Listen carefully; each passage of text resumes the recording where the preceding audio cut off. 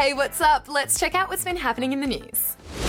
This year, there's been a lot of talk about some of our phone apps recording what we're saying without us knowing. Well, now there are reports that Facebook has been doing something kind of similar, and it's got a lot of people wondering how secure our phones really are. Oh my gosh, you'll never believe what happened today at work. This is a voice message. And while they're usually only for the people you send them to, it turns out Facebook has also been using them to help improve its tech. A news organisation in the US says Facebook has been taking clips of messenger recordings from its American users and getting workers to transcribe them, aka type them out. Facebook says it was doing this to help improve its artificial intelligence services, and it had only grabbed audio from people who had given permission. Facebook's not the only company that's done this. Apple and Amazon have too, usually to make voice recognition software better. While all of these groups say they've stopped the transcribing stuff, many reckon it brings up a big question of privacy. And experts say we should be more curious about exactly who has access to our stuff before we post it. Now to a land full of palm trees, sea turtles and tropical fish. Touvalu is a country in the South Pacific, and this week it's hosting the Pacific Islands Forum Summit. It's a big meeting with leaders from more than 15 countries, including our Prime Minister Scott Morrison. One of the main things they'll be talking about is climate change, especially because many islands in the South Pacific are at risk of disappearing because of rising sea levels. Scientists in the Arctic have made a pretty scary discovery in the ice there.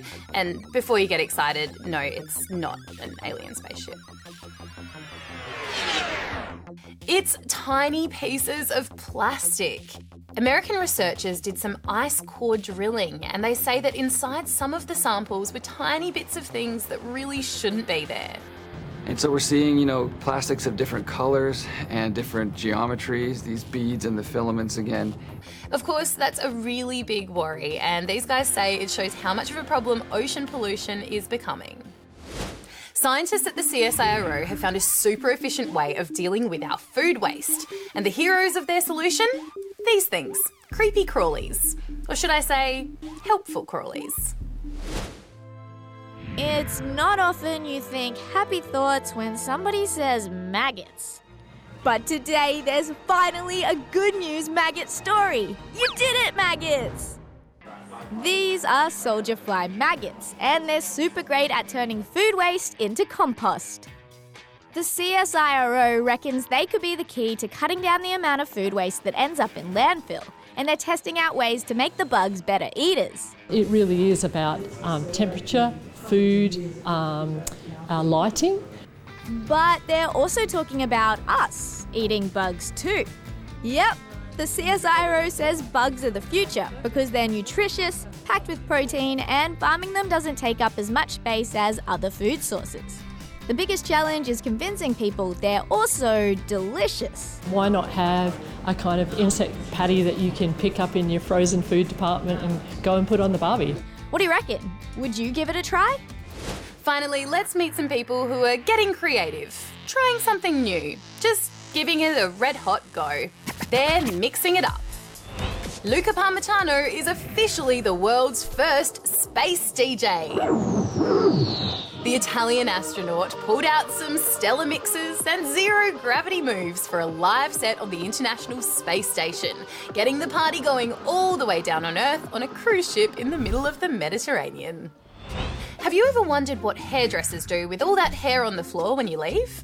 Well, they probably put it in the bin. But not Svetlana. The North Macedonian hairdresser mixes all the old gross bits of her client's hair and makes them into works of art.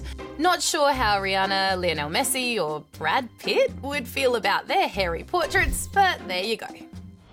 And New York City is known for its hot dogs, but how about hot dog ice cream? It's weird. Yeah, ice cream infused with candied pieces of hot dog and spicy mustard flavour. Let's just say it got mixed reviews. Kind of gross. Really? Yeah. Because you can taste the hot dog with the ice cream and it's not good. But you're still eating it. Nothing else to do today.